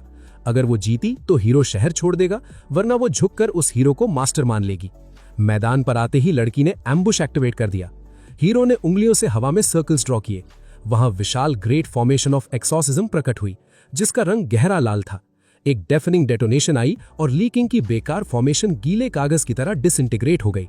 लड़की शॉक्ड थी। ये नजारा उसके लिए बेइज्जती जैसा था, क्योंकि अब उसे इस रद्दी गार्ड को हमेशा अपना महान मास्टर ठीक से और इज्जत के साथ हमेशा कहना पड़ेगा। भाई, यहाँ पे इस नाटकबाज लड़की का वो विशाल और खोखला घमंड पूरी तरह से आकर सीधा मिट्टी वाली जमीन पर बुरी तरह से गिरकर हमेशा के लिए पूरी तरह से चकनाचूर हो चुका है। ली किंग ने नहीं सोचा था कि वो इतनी बुरी तरह हार जाएगी। जैसे ही उसे हार का एहसास हुआ, उसकी हालत ऐसी हुई जैसे उसने जहर खा लिया हो। ये दुनिया पलट जाने जैसा था। अजीब बात थी कि अब वो रुयान को बड़ी बहन जैसी कैडेट बुला रही थी और लीकिंग को आर्म गार्ड यानी हीरो को मास्टर बुलाना पड़ेगा। भाई क्या लॉजिक है। ओवरपावर्ड बनने के चक्कर में राइटर ने सिस्टम हैंग कर दिया। शर्म से लीकिंग का चेहरा पीला पड़ गया। बड़ी मुश्किल से कपकपाते होठों से एक बैरली ऑडिबल आवाज निकली जिसमें उसने मास्टर कहा। तभी सिस्टम की आवाज गूंजी। सिस्टम बोला कि बेहतरीन काम है, एक ग्रेट मास्टर ऑफ फॉर्मेशंस डर कर तुमको मास्टर बुला रही है। सिस्टम चिल्लाया कि होस्ट डिविनिटी की तरह है। इनाम में हीरो को रूल्स का फ्रैगमेंट मिल गया। ये रिवॉर्ड देखकर हीरो के होठों पर शातिर मुस्कान आई जिसे रोक पाना तूफान को रोकने से मुश्किल था। हीरो का एरोगेंट रूप देखकर डर के मारे लीकिंग के मुंह से डिस्पेयर की चीख निकली। बिना पीछे मुड़े वो जान बचाकर भाग निकली। घर आकर हीरो ने नए फ्रैगमेंट को बाहर निकाला। ये ताकतवर एक्सटियन सीधा जाउटियन को गाइड करता है और भयंकर ट्रांसफॉर्मेशंस एनकंपस करता है। वज्रे के महान राजा और जैंगियान की मदद से हीरो ने the 7 stars of the great bear की अल्टीमेट फॉर्मेशन डिप्लॉय कर दी। इस फॉर्मेशन में सेलेस्टियल आई को परफेक्ट गाइड और स्टार्स को फाइनल पॉइंट की तरह इस्तेमाल किया जाता था। राइटर साहब, एस्ट्रोलॉजी चल रही है या एनिमे? लगता है सिस्टम किसी पंडित ने बनाया है। इस पनिशमेंट वाली फॉर्मेशन के आगे सुप्रीम किंगडम का कोई एक्सपर्ट आ जाए तो बचने का चांस नहीं था। हीरो खुश था क्योंकि सर्वाइवल इंश्योर करने के लिए मास्टर कार्ड मिल चुका था। अगले दिन जब हीरो लाइब्रेरी पहुंचा तो लगा कि शर्म के मारे लीकिंग वहां से रिजाइन कर देगी, पर वो बेशर्मों की तरह डायरेक्टर के साथ खड़ी थी। हीरो उनकी प्राइवेट बातचीत सुनकर सरप्राइज हुआ। ये वही लीकिंग थी जिसे सेक्रेड रिलेशनशिप्स बनाने में स्ट्रगल करना पड़ता था। पता चला कि लाइब्रेरी का डायरेक्टर दरअसल उसका सगा बाप था। भाई, यहाँ पूरी लाइब्रेरी इनके खानदान की निकली। प्लॉट आर्मर अलग लेवल पर है। दोपहर का समय आया। जब हीरो नैप ले रहा था, किसी ने हाथ पर टैप किया। पीछे घूमकर देखा तो हैरानी की हद नहीं रही। लीकिंग गुस्सा भूलकर हनीड आवाज में उसे प्यारा सा मास्टर बुला रही थी। पिछली रात उसने रुयान को हैरस करके सच्चाई निकलवाई। उसे फेक आइडेंटिटी पता चल गई कि hero God of the sword का मार्शल ब्रदर है। लेकिन चालाक लीकिंग ने किसी को नहीं बताया कि वो ऑफिशियली हीरो की डिसाइपल बन चुकी है। उसने मासूमियत से पूछा कि मास्टर, क्योंकि मैं स्कूल में ऑफिशियली शामिल हो चुकी हूं तो क्या मुझे ग्रैंड मास्टर से मिलना नहीं चाहिए? हीरो ने ठंडी आवाज में कहा कि वो ग्रैंड मास्टर यहां नहीं है, उसे नहीं पता कि वो कहां है। ये ब्लडी जवाब सुनकर फिर से लीकिंग स्पीचलेस होकर खड़ी रह गई। ठीक उसी मोमेंट भोली ल्यू रुयान वहां हीरो से आर्ट ऑफ द स्वॉर्ड पर एडवाइस लेने आई। ये परफेक्ट वक्त था। हीरो ने दिल में स्क्रीम किया क्योंकि अब वक्त आया था कि प्यारी कैडेट को नए डिसाइपल से इंट्रोड्यूस करवाए। हीरो ने शैतानी मुस्कान से पुकारा कि लीकिंग इधर आओ और मार्शल आर्ट को ग्रीट करो। भाई, हीरो ने लड़की की बेइज्जती करके टिकट काट दिया। ये सुनते ही लीकिंग शर्म से ऐसी लाल हुई कि वो गायब होना चाहती थी। सिर्फ 2 दिन पहले उसने दूसरों को हीरो से हमेशा दूर रहने की बातें सिखाई थी और आज खुद उसकी डिसाइपल बन चुकी थी। ये मेंटल टॉर्चर चल रही थी। इस घटना ने भोली ल्यू रुयान को भी कंफ्यूज कर दिया। रुयान ने हैरानी से पूछा कि ये क्या चल रहा है। हीरो ने बीच में बात बनाते हुए कहा कि कैडेट सुनो, जब ये लीकिंग जुड़ना चाहती थी इसके दिल की फीलिंग्स सिंसियर थी। इसके जज्बात इतने डीप थे कि वो आंसू बहाकर रोने लगी थी। इसके नाटक को देखकर मैं एल्डर होकर रिजेक्ट नहीं कर सका। लीकिंग गुस्से में चिल्लाई कि ये बकवास है। रोयान, मेरी बात सुनो। पर जब उसने देखा कि वो अपने केस को खराब कर रही है तो रोयान ने ऐसा एक्सप्रेशन दिया जैसे वो कह रही हो कि मैं सब समझ गई। लीकिंग ने फाइट हार मान ली। आने वाले दिनों तक हीरो ने खामोशी से रूल्स की असली पावर समझने में खुद को डिवोट कर दिया। उसे सुप्रीम लेवल तक पहुंचने में समय नहीं लगने वाला था। तभी नई न्यूज नोटिफिकेशन आई। लिखा था कि ईविल कल्टीवेटर्स ने ट्रबल्स फैलाना शुरू कर दिया है। नागरिकों को घरों में सुरक्षित रहने की एडवाइस दी जाती है। दुनिया में 20 साल बाद मॉन्स्टर्स की बड़ी टाइड आती थी। लग रहा था कि ज़ियांग के लिए बड़े अपहीवल्स की तैयारी चल रही है। जब हीरो अकेले शांत दिमाग से सोच रहा था कि क्या उसकी महान सेक्ट को इस नई मुसीबत में ठीक से इंटरवीन करना पड़ेगा, तभी लाइब्रेरी के एंट्रेंस पर एक आईसी सिलुएट प्रकट हुई। उस अनजान शैतान आदमी के हाथ में ईविल स्टेलर स्टोन कसी हुई थी। वो कंटिन्यूसली अपनी डिमोनिक एनर्जी को पत्थर के अंदर इंजेक्ट कर रहा था। ये बॉम्ब एक्सप्लोड होने वाला था। लगता है विलेन बनकर राइटर ने सस्ती बॉम्ब फिटिंग चलाई है। जैसे ही दुश्मन बॉम्ब फेंकने वाला था, वॉइड से एक ताकतवर हाथ बाहर आया और स्टोन पकड़ लिया। हीरो ने भारी आवाज में कहा, मेरे दोस्त, शांत जगह पर बकवास टॉलरेट नहीं होगी। अगले ही पल हीरो ने अनजान आदमी के गले को दबोचा और एक झटके में उसका टिकट काट दिया। मौत के साथ हीरो की डिवाइन कॉन्शियसनेस स्पिरिचुअल मेमोरी के अंदर उतर गई। हीरो ने कांड समझ लिया। बॉडी की पेटी बनाकर हीरो लीकिंग को ढूंढने गया। उसने वॉर्न किया कि आज रात उसके पिता की लाइफ डेंजर में पड़ने वाली है। मेमोरीज से पता चला कि अनडेड वॉरियर्स टाइड के वैंगार्ड थे। उनका मकसद ली डाओमिंग और सिटी की डिफेंस फॉर्मेशन तोड़ना था। रात को ली रेजिडेंस में खूनी कॉन्फ्लिक्ट ब्रेकआउट हो गया। दोनों तरफ से अटैक्स आसमान हिला रहे थे।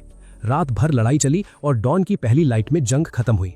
लेकिन तब तक नेबरहुड खून का दरिया बन चुका था, जहां चारों तरफ लाशें बिखरी पड़ी थीं, जो किसी भी बुरे सस्ते डरावने नर्क के डरावने नजारे से बिल्कुल कम नहीं था। हीरो द्वारा ली फैमिली की औरतों को दी गई उस ताकतवर स्पिरिचुअल फॉर्मेशन स्टोन ने उनके लिए सच में एक नए जन्म जैसा काम किया था। जब अगले दिन हीरो लाइब्रेरी पहुंचा तो वहां ली किंग पहले से ही हाथ जोड़े रिस्पेक्टफुली उसका इंतजार कर रही थी। उसने श्रद्धा से कहा कि महान मास्टर, मेरे पिता की तरफ से आपके लिए ये एक छोटी सी भेंट है, कृपया इसे एक्सेप्ट करें। यहाँ पे तो पूरा सिस्टम ही हैंग हो गया है, भेंट में लग्जरी आइटम्स दे रही है। हीरो ने मन ही मन खुशी से चिल्लाते हुए सोचा, डैम, मुझे ये सुपर कार्स और मैनर्स दे दो। दूसरी तरफ जैसे जैसे वो खतरनाक मॉन्स्टर्स की टाइड नजदीक आ रही थी, शियांग हे शहर के सारे हालात और भी अनकंट्रोलेबल और खराब होते जा रहे थे। हालात इतने बिगड़ गए कि मजबूर होकर अथॉरिटीज को दूर से पावरफुल रीइंफोर्समेंट्स तुरंत भेजनी पड़ी। नए आलीशान मैनर में शिफ्ट होने के बाद हीरो ने वहां अपने पहले विजिटर का स्वागत किया, जो कोई और नहीं बल्कि उसकी प्यारी डिसाइपल लियू रुयान थी। पर रुयान का मूड आज बहुत ज्यादा खराब था। उसने उदास होकर पूछा कि एल्डर ब्रदर, क्या आपने उस भयंकर टाइड के बारे में सुना है? टाइड के असल में 3 लेवल होते हैं, ऑर्डिनरी, डिफिकल्ट और एबिसल। ठीक 20 साल पहले सिर्फ एक मामूली ऑर्डिनरी लेवल टाइड ने ही शहर में काउंटलेस लोगों का हमेशा के लिए टिकट काट दिया था। लेकिन इस बार टॉप सीक्रेट इंफॉर्मेशन से पता चला है कि ये डिजास्टर सिर्फ शियांग हे तक नहीं रुकेगा, ये पूरे टेरिटरी को तबाह करने वाला स्केल पर रिवोल्ट होगा और इसका डेंजर लेवल सीधा एबिसल लेवल के आखिरी सीलिंग तक पहुंचेगा। रुयान ने डर से कांपते हुए बताया कि बाहर की ताकतवर रीइंफोर्समेंट्स आने के बाद भी हमारे जीतने के चांसेस बेहद स्लिम हैं। शियांग हे के सारे टॉप लीडर्स हार मानकर बैक टू द वॉल खड़े हैं। उन्होंने सबसे वर्स्ट सिचुएशन की तैयारी शुरू कर दी है, जिसमें पूरे शहर का तबाह होना और उसके निर्दोष लोगों का हमेशा के लिए पैक हो जाना तय माना जा रहा है। रुयान ने घुटनों के बल बैठकर भीख मांगते हुए कहा कि एल्डर ब्रदर, कृपया मेरा ये जरूरी मैसेज हमारे महान मास्टर तक पहुंचा दें। पूरा शियांग हे शहर पेरिल में है। हम महान मास्टर से दोनों हाथ जोड़कर बेग करते हैं कि वो अपना रिट्रीट छोड़कर वापस आएं, ताकि शियांग हे के निर्दोष लोगों को इस भयंकर डिजास्टर से बचा सकें। हीरो मन में सोचने लगा कि वो इस शहर में इतने लंबे समय से चुपचाप जिंदगी बिता रहा है। ये कहना गलत होगा कि वो इस जगह और यहाँ के लोगों से बिल्कुल भी अटैच्ड नहीं है, पर हकीकत ये थी कि उस विशाल आर्मी जिसमें हंड्रेड्स ऑफ स्टेलर बीस्ट्स भरे होंगे, उनके सामने खुद इतना ओवरपावर्ड हीरो भी क्लियर नहीं था कि वो उन सबको अकेला ठीक से रोक पाएगा या नहीं। भाई, ये कैसा डरपोक हीरो है, इतना बफ ले लिया फिर भी बीस्ट से फट रही है। पर रुयान को शांत करने के लिए हीरो ने बोला कि रुयान, तुम बिल्कुल टेंशन मत लो, मैं as soon as possible master को कांटेक्ट करके सारी सिचुएशन बता दूंगा।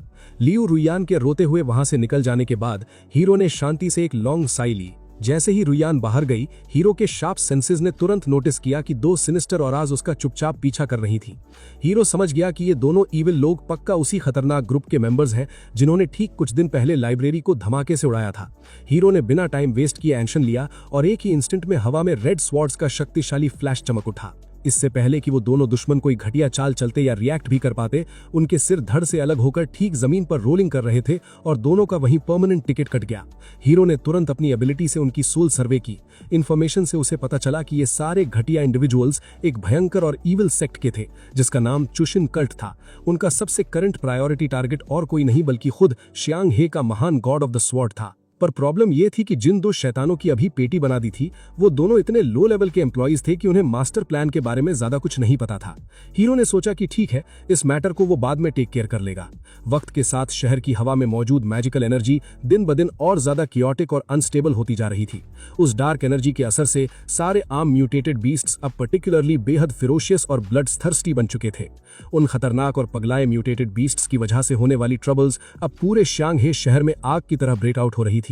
उस दिन हीरो रोज की तरह वही आम कपड़े पहनकर शहर की सिचुएशन असेस करने के लिए चुपचाप अपने मैनर से बाहर निकला था। लेकिन जब शाम को वो ठीक अपने घर वापस लौटा तो अचानक इनह्यूमन वायलेंस की एक तेज और भयंकर ऑरा ने उसके सेंसेस को स्ट्राइक किया। अंदर जाते ही हीरो हैरान रह गया, क्योंकि उसकी प्यारी आलीशान विला पूरी तरह से रैलिश्ड हो चुकी थी और हर तरफ बस रियल केओस ही फैला हुआ था। पूरा मैनर टूट चुका था। दीवारों और फर्श पर बड़े और डीप क्लॉज के निशान थे, जिससे पता चल रहा था कि वहां खतरनाक झड़प हुई है। और सबसे बड़ी टेंशन की बात यह थी कि लोमड़ी श्याबाई ठीक वहां से पूरी तरह से गायब हो चुकी थी। हीरो ने टेंशन में सोचा कि शायद सिचुएशन इतनी थिन हो गई थी कि खुद शक्तिशाली श्याबाई भी अपने आप को पूरी तरह कंट्रोल नहीं कर पाई और बीस्ट फॉर्म में चली गई। जैसी घर वापसी हुई, महसूस हुआ कि फिजा में कोई गैर इंसानी हिंसा घुल चुकी है। पूरा विला तहस नहस हो चुका था। हर तरफ बस बर्बादी का मंजर दिख रहा था। दीवारों और फर्श पर पंजों के गहरे निशान बन चुके थे और सबसे बड़ी बात यह कि शाओबाई वहां से गायब हो चुका था। भाई, शाओबाई जैसा शांत बंदा भी खुद पर कंट्रोल नहीं रख पाया, ये तो सच में हैरानी की बात है। खैर, हमारे स्पिरिचुअल पैक्ट की वजह से उसकी लोकेशन ढूंढने में देर नहीं लगी। उस वक्त लोकल एग्रीकल्चरल मार्केट किसी बम धमाके वाली जगह जैसा लग रहा था। शाओबाई अपने 9 टेल्ड फॉर्म में वापस आ गया था और उसकी आंखें गुस्से से बिल्कुल लाल हो चुकी थीं। वो अपने रास्ते में आने वाली हर चीज को खत्म कर रहा था। बिल्कुल तभी जब वो एक मासूम नागरिक को अपना निशाना बनाने वाला था, तभी हमारे 7 वुल्व्स ने अपना काम दिखाया। क्लैक! एक जोरदार थप्पड़ उसकी पीठ पर पड़ा। शाओबाई की आंखों में पल भर के लिए होश आया, लेकिन वो फिर से अपनी रेज में डूब गया। मेरे हाथ में मौजूद 7 वुल्व्स का हर एक वार क्रिटिकल ब्लो साबित हो रहा था। कुछ ही पलों में शाओबाई को उसके ह्यूमन फॉर्म में वापस लाया गया, जिसके बाद वो आंखें घुमाते हुए जमीन पर ढेर हो गया। इसके बाद लॉ ऑफ गेज का इस्तेमाल किया गया। इस एबिलिटी ने तुरंत घायल लोगों को अपनी लपेट में ले लिया, उनकी टूटी हुई हड्डियों को जोड़ दिया और नए फ्लैश को रीजनरेट कर दिया। पल के झपकते ही सबके जख्म भर गए। घर पहुंचकर शाओबाई की हालत का ढंग से जायजा लिया गया। सच तो यह है कि हालत बहुत ज्यादा खराब थी। उसका मानसिक संतुलन पूरी तरह बिगड़ चुका था और अगर वक्त पर ध्यान नहीं दिया जाता तो वो एक खूंखार दरिंदा बन जाता। ये सोचते ही तुरंत स्पिरिचुअल कंडेंसेशन पिल निकाली गई। एक एक्सपर्ट हीलिंग मसाज के साथ उस दवा ने काम किया और शाओबाई जल्दी ही होश में आ गया। लेकिन सबसे बड़ी हैरानी की बात तो ये थी कि ये मुसीबत उसके लिए एक वरदान बन गई। शाओबाई का लेवल अप होने वाला था। अचानक एक जोरदार धमाका हुआ और देखते ही देखते उसकी 3 टेल्स के साथ एक चौथी टेल भी निकल आई। ऑटर की पूरी फैमिली अब किंग लेवल से सीधा एम्परर लेवल पर पहुंच गई थी। रिवॉर्ड के तौर पर authentic treaty of the forge की एक कॉपी मिली। चलो, सिस्टम को कम से कम इतना तो पता है कि हालात टेंस है, इसलिए वो स्ट्रेंथ बढ़ाने के लिए गिफ्ट भेज रहा है। कम से कम इस सिस्टम में थोड़ी इंसानियत तो बची है। शाओबाई को आराम से लेटाकर तुरंत इल्यूशन ऑफ अवेकनिंग में ध्यान लगाया गया ताकि इस ट्रीटी को समझा जा सके।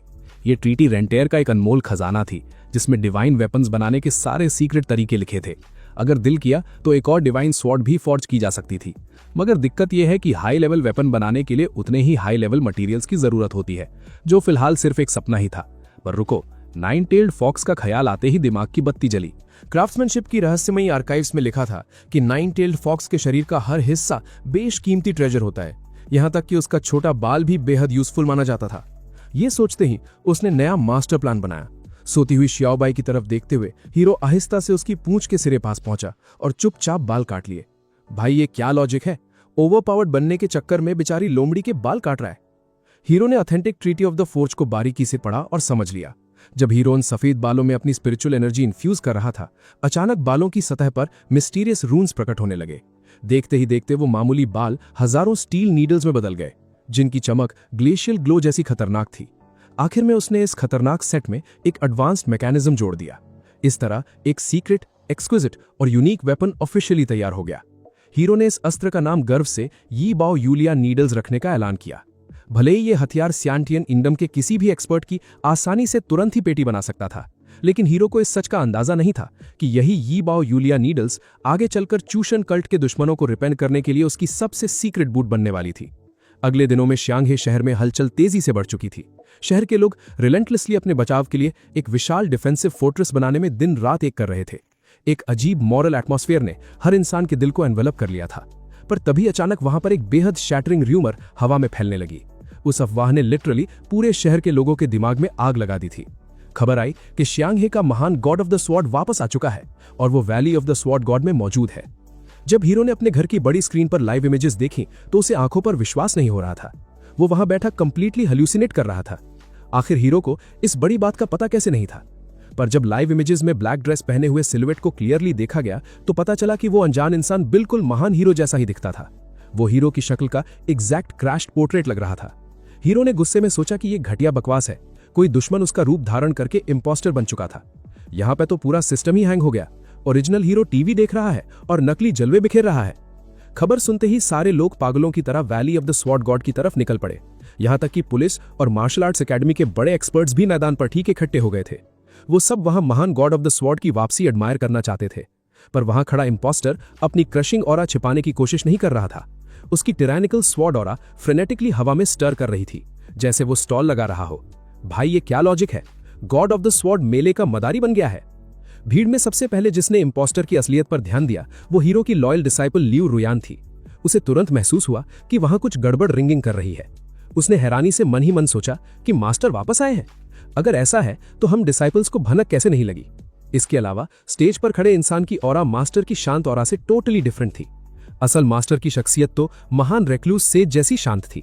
उनकी चमकती ऑरा दुनिया के मोह माया से रिमूव्ड थी और एक ट्रांसेंडेंट रूप दर्शाती थी।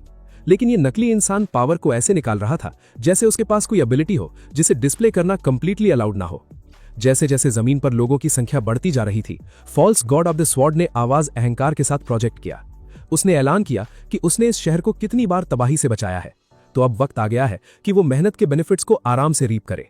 उस फेक आदमी के लालची शब्दों को सुनते ही मैदान में खड़ी लाखों लोगों की भीड़ उबलने लगी और बॉइलिंग पॉइंट पर पहुंच गई।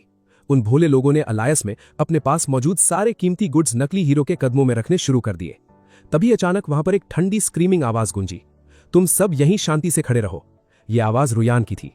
गुस्से को कंट्रोल करते हुए ल्यू नुयान ने अपनी लॉन्ग स्वॉर्ड मयान से बाहर निकाली और धार ब्लैक ड्रेस वाले आदमी के चेहरे पर पॉइंट कर दी। उसने चिल्लाते हुए चैलेंज किया कि तुम बिल्कुल भी गॉड ऑफ द स्वॉर्ड नहीं हो सकते। राइटर का प्लॉट आर्मर यहां पर क्लियर दिख रहा है। एक छोटी डिसाइपल ने पब्लिक के सामने अकेले इतने बड़े सिस्टम को चैलेंज कर दिया। यह नाटक लाइव फीड पर देखते ही हीरो एक सेकंड में सब कुछ समझ गया। उसने अंदाजा लगाया कि यह पक्का कल्ट ऑफ द बीस्टियल गॉड के हर्मिट्स का गैंग होगा। वो सारे दुश्मन पब्लिक ओपिनियन के मैसिव प्रेशर को घटिया टूल की तरह यूज करके हीरो को वहां आने के लिए फोर्स करना चाहते थे। ल्यू रुयान के बोल्ड चैलेंज के बाद ली किंग और एकेडमी के डायरेक्टर ने बिना डर के कदम आगे बढ़ाया। उनकी आंखों में गॉड ऑफ द स्वॉर्ड का प्रेस्टीज सॉइल्ड नहीं हो सकता था। यह विरोध देखते ही उस ब्लैक क्लोथ्स वाले खतरनाक आदमी ने नाटक बंद कर दिया। अगले ही पल उसकी तलवार से निकली वायलेंट ऑरा ने इंस्टेंट ठीक पूरी वैली को स्वीप कर लिया। उस शैतान ने गरजते हुए चिल्लाया कि श्यांग हे के हीरो सामने आकर ठीक टकराओ। वहां नीचे खड़े आम सिविलियंस उस क्रशिंग प्रेशर को बर्दाश्त करने में स्ट्रगल करने लगे। उन मासूम लोगों के नाक और मुंह से लाल लिक्विड इंस्टेंटली फ्लो होने लगा, जैसे टिकट कटने वाला हो। वो चाहता था कि महान हीरो आखिर में डिसऑनर्ड हो जाए। उस आदमी ने डार्क स्पिरिचुअल एनर्जी से वहां एक टेरिफाइंग ग्रेविटी जोन फॉर्म कर दिया। ये सेलेस्टियल पावर आसमान से जमीन पर ऐसी गिरी जैसे वैली के जिंदा लोगों को क्रश करके इंस्टेंटली पेटी बना देगी।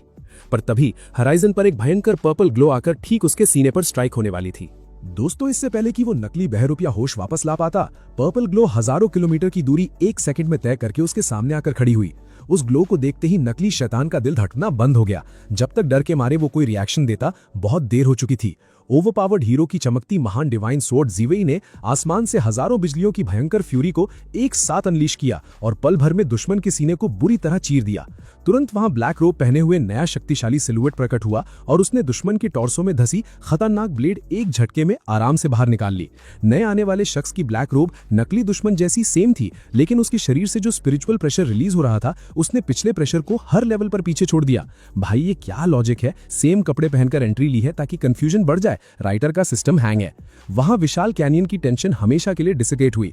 तेज हवा का डरावना शोर भी अचानक रुक गया। मैदान में नीचे खड़े मासूम लोग, जिनके चेहरे आंसुओं से भीगे थे, उन्हें महसूस हुआ जैसे साक्षात भगवान देख लिया हो। सब लोग समझ गए कि यही असली स्वॉर्ड्समैन मास्टर है। उस वक्त महान हीरो जमीन पर गिरे नकली मैन इन ब्लैक को गुस्से में घूर रहा था। ठीक उसी पल जब डिवाइन स्वॉर्ड जीवेई ने दुश्मन को पियर्स किया, दुश्मन के दिल ने चुपचाप एक अजीब रून की फीलिंग को अंदर आने दिया। अगले ही पल वो रहस्यमयी रून तेज फ्लैश ऑफ लाइट के साथ वहां एक्सप्लोड हुआ। नकली मैन इन ब्लैक जैसे डरावने नाइटमेयर से बाहर आ रहा हो, अचानक अपनी सारी वाइटैलिटी वापस पा गया। ये दरअसल एक भयंकर डेडली सब्स्टिट्यूशन एबिलिटी थी, जिसका इस्तेमाल उसने जान बचाने के लिए किया। यहाँ पे तो पूरा सिस्टम ही हैंग हो गया। विलन को मुफ्त का प्लॉट आर्मर और बफ दे दिया। उस घटिया दुश्मन की इस चालाकी ने हीरो को भयंकर गुस्सा दिला दिया और उसने अपनी आंखों में उबलते हुए मर्डरस इंटेंट को ठीक से अनलीश कर दिया। जैसे ही डिवाइन स्वॉर्ड जीवेई की नोक दुश्मन के स्कल पर ठीक गिरने ही वाली थी, वो नकली दुश्मन आसमान की तरफ देखकर रोते हुए जोर से चिल्लाया, मेरे महान लॉर्ड, मुझे जल्दी बचाइए। अचानक उसके सामने की जगह अचानक क्रैक हुई और एक्सप्लोड हो गई। उस टूटी हुई जगह से गोल्डन मास्क पहना हुआ बूढ़ा अजीब रूप में बाहर आया। उसने हाथ के मामूली इशारे से ही हीरो की डेडली तलवार को पूरी तरह स्प्रे करके रोक दिया। उस बूढ़े की डरावनी ऑरा में हीरो ने लॉज की असली ताकत को महसूस किया। ये साफ था कि दुश्मन भी हीरो के सेम रैंक पर मौजूद था। दोनों योद्धा हाफ सुप्रीम रैंक पर थे। बिना किसी हेजिटेशन के महान हीरो ने अपने हाथ खोले और एक पुरानी फॉर्मेशन डायग्राम को तुरंत इन्वोक किया। अपने हाथ को आसमान के स्टार्स की तरफ रेस करते हुए हीरो ने वहां मिस्टिकल जेस्चर्स बनाए। पूरा विशाल फर्मामेंट अब एक कैनवस बन चुका था और आसमान के 7 स्टार्स उसके फाउंडेशन थे। एक पल में ग्रेट बेयर की विशाल कॉन्स्टलेशन आसमान में ड्रॉ हो गई। ये देखकर गोल्डन मास्क वाले बूढ़े ने जोर से टॉन्ट मारा कि तुम मेरे सामने एक फॉर्मेशन डिप्लॉय करने की हिम्मत कर रहे हो, तुम खुद मौत ढूंढ रहे हो। जब वो महान celestial formation of the 7 stars पूरी तरह कंप्लीट हुई, तब हीरो ने अहंकार में जवाब दिया कि तुम खुद मौत ढूंढ रहे हो। फर्मामेंट की डिवाइन और इन्फिनिट पावर अब ठीक से एक्टिवेट हो चुकी थी। उस ताकतवर फॉर्मेशन से निकली 10,000 of stellar rays sharp swords में ट्रांसफॉर्म हुई और उन्होंने उस बूढ़े की स्पिरिचुअल बॉडी को एक इंस्टेंट में बुरी तरह इनगल्फ कर लिया। जब वो अहंकारी बूढ़ा धूल हटने के बाद सबकी आंखों के सामने दोबारा रीअपियर हुआ, उसका हाल बेहद खराब था। उसका शरीर इनन्यूमरेबल ब्लडी वुंड से पूरी तरह कवर्ड था। लगा जैसे उसे 1000 तीरों ने बुरी तरह पियर्स कर दिया हो। ये भयंकर अपोकलिप्टिक स्पेक्टिकल देखकर नकली मैन इन ब्लैक पैंट में पी कर बैठ गया। उसका महान लॉर्ड, जो एक पल पहले इतना एरोगेंट रेडिएंट था अब डिफीट हो चुका था। वो शैतान बूढ़ा अपने घुटनों पर बुरी तरह कोलैप्स कर गया और जोर से मोर्निंग करने लगा। तभी उसने अपना सर ऊपर उठाया। उसकी आंखों में एक फिरोशियस ग्लो और डिस्पेयर साफ था। एक पागलों जैसी हंसी हंसने के बाद उसके शरीर की स्किन बुरी तरह क्रैक होने लगी और सारे पोर्स से लाल लिक्विड बाहर निकलने लगा। उसने रोते हुए ऐलान किया कि महान डिवाइन कल्ट के लिए वो बिना किसी रिग्रेट के बलिदान देगा। हीरो ने सोचा कि बकवास बूढ़ा खुद को सेल्फ डिस्ट्रक्ट करेगा। उसने टारगेट हीरो पर लॉक किया। 2 लाइटनिंग बोल्ट्स, एक लाल और दूसरी पर्पल, सीधा बादलों की तरफ शूट हुई। वहां वैली में ली दाओमिंग डरावना नजारा देख रहा था। वो समझ गया कि आगे आखिर क्या होगा। महान स्वॉर्ड्समैन चाहे तो आसानी से सुसाइडल टेक्निक को अवॉइड कर सकता था, लेकिन अगर हीरो ने उस मैडमैन को शहर तक आने दिया तो पूरा जियांगहर शहर हमेशा के लिए पूरी तरह से एनाहिलेट हो जाएगा और लाखों लोगों की पेटी बन जाएगी। लेकिन आखिरी साइन के आगे दाओमिंग डर गया। वहां शांति बहुत एलोक्वेंट और डरावनी थी। भीड़ की आंखों से आंसू बहने लगे थे। लियू रुयान का चेहरा आंसुओं से बेद्र था। वो डर से रो रही थी ताकि आसमान में लॉन्च होकर मास्टर को बचा ले, लेकिन अब बहुत देर हो चुकी थी। वो लाल और पर्पल लाइटनिंग्स आसमान में एक भयंकर शैटरिंग नॉइज के साथ टकराईं और बादलों में मॉर्टल केज फॉर्म कर दिया। वहां होने वाला डेफनिंग रकस सीधा किसी आने वाले अपोकलिप्स जैसा लग रहा था। उस विशाल ब्लास्ट की भयंकर शॉक वेव ने 10,000 मीटर्स की दूरी पर हाउसेस को पूरी तरह से कंप्लीटली डिस्ट्रॉय कर दिया। अगले ही पल पूरी दुनिया एक ब्लाइंडिंग व्हाइट लाइट में ड्राउन हो गई। एक मौत जैसी शांति सेटल हुई। लंबा वक्त गुजरने के बाद व्हाइट लाइट आखिरकार क्राउड की एंग्शियस आंखों के सामने डिसिपेट हुई। किसी ने शाउट किया कि गॉड ऑफ द स्वॉर्ड जीत गए हैं। भीड़ ने डेफनिंग एक्लेमेशंस में एक्सप्लोड किया। आसमान में हीरो के कपड़े भले स्टेन थे, पर वो स्वॉर्ड पकड़े खड़ा था। क्राइसिस ओवर था। दरअसल उसने आखिरी सेकंड में क्लोन बनाकर शॉक झेल लिया था। इस एक्सप्लोजन और दुश्मन के सेल्फ डिस्ट्रक्शन से हीरो को सुप्रीम किंगडम का नया अंडरस्टैंडिंग मिल गया। बूढ़े की लाइफ एक डायनामाइट बनी।